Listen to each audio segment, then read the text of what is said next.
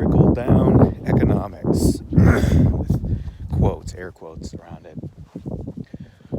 Trickle-Down Economics. This is one of those terms that you hear about trickle-down economics, or some sort of suggestion is made about limiting usually some type of spending or government intervention into the economy. And usually one of the trump cards thrown out is, well, trickle-down economics didn't work. Trickle-down economics, this and that. Now, trickle-down economics has built into it this idea that you could imagine, this kind of concept of, like maybe at a wedding or some sort of party or something, that sometimes they make a pyramid of champagne glasses, and the idea is, okay, if you pour down champagne into the top glass, it will overflow, creating a waterfall effect that will trickle down into the rest of the glasses. And wow, that you may have seen that. It's argued that, well, that's not an effective economic strategy. Usually trickle-down economics is used as a dismissive label for some type of suggestion on government limits of intervention into the economy. Now, what trickle-down economics actually is, the definition of a so-called trickle-down economics, is government giving advantages or money, resources to the wealthy, in the idea of that benefiting that class, if you will, that income bracket. In doing so, will create some jobs and some other things that will benefit other people, in other words, trickle down. However, the problem with the terminology and the definition is that trickle-down economics does not exist. Now, certainly there are some people that believe aspects and elements of that idea, but you cannot find an economist that believes that the government ought to give money to the wealthiest income bracket in order for that to trickle down to benefit everyone. That in benefiting the top, you also benefit the middle and the bottom.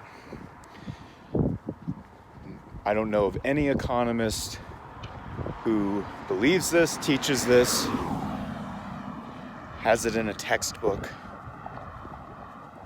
So this dismissive name of, oh well, it's trickle-down economics, it's proven not to work, it's Reaganomics, that's the idea, the supply side, that just has been proven to be unfruitful.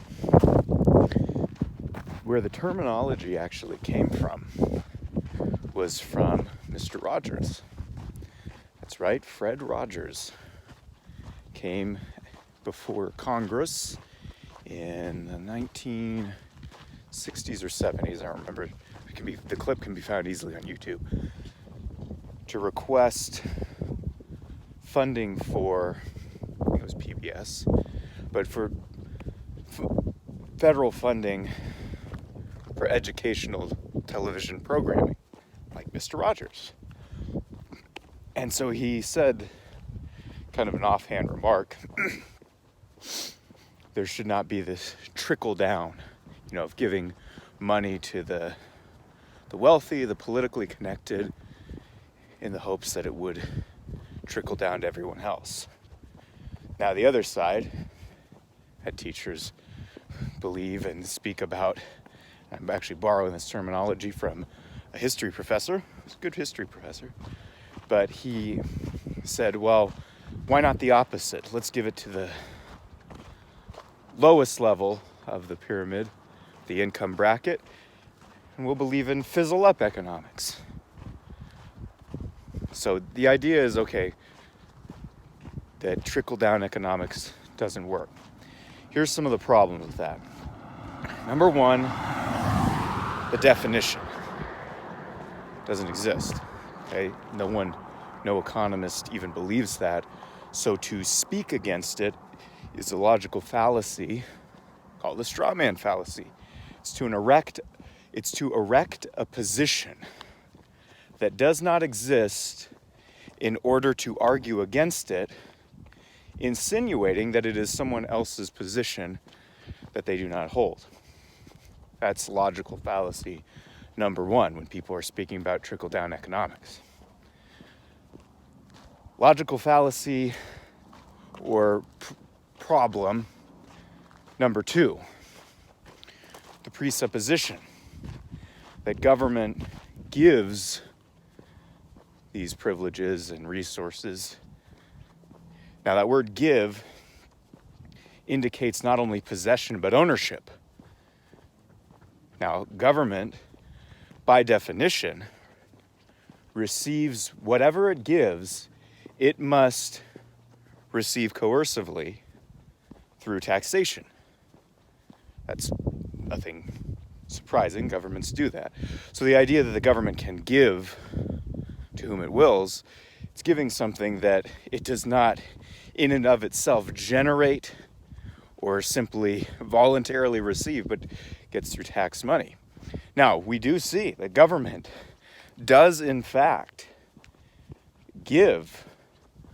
dole out money, resources, and privileges. And they're often to the entities that are wealthy and politically connected. Here, which leads to the third problem with the accusations of trickle-down economics.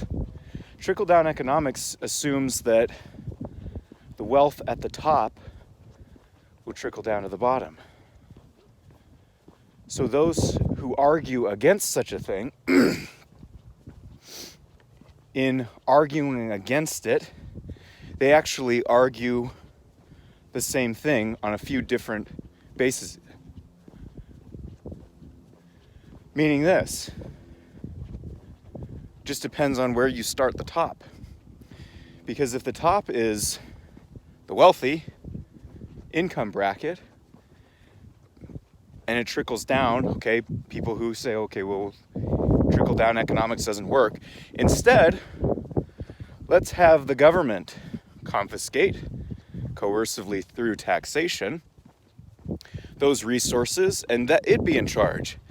And then it will decide to whom to give those resources. Now, the assumption is that government will give the resources to those at the bottom, to those most in need, to those most deserving.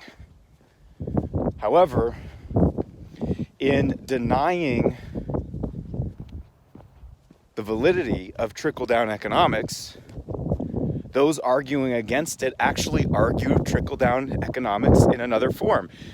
Except instead, the government is at the top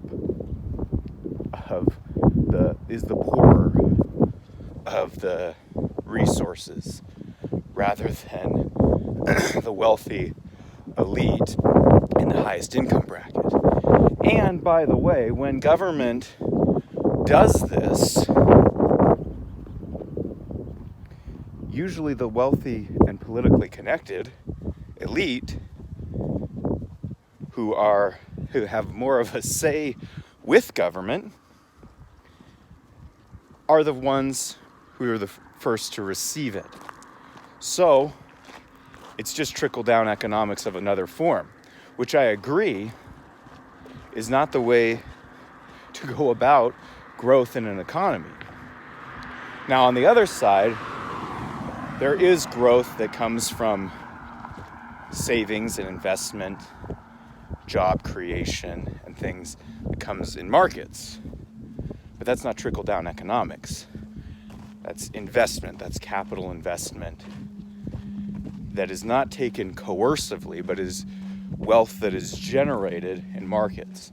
So the problem with trickle-down economics, number one, the definition is not a definition anyone believes, or if they do. I say that if people speak for it or against it, if they use the terminology trickle-down economics, it's because they don't know anything about economics, at least in its principle level, and definitely not more advanced. So number one is the definition is one that is a straw man. Number two, trickle-down economics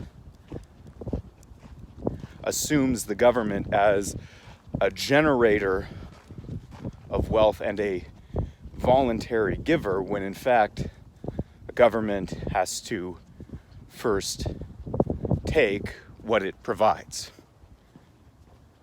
And number three, arguments against trickle-down economics usually end up arguing for trickle-down economics just via the government, with the state being at the top and the controller of resources. And so that's the problem with this type of terminology.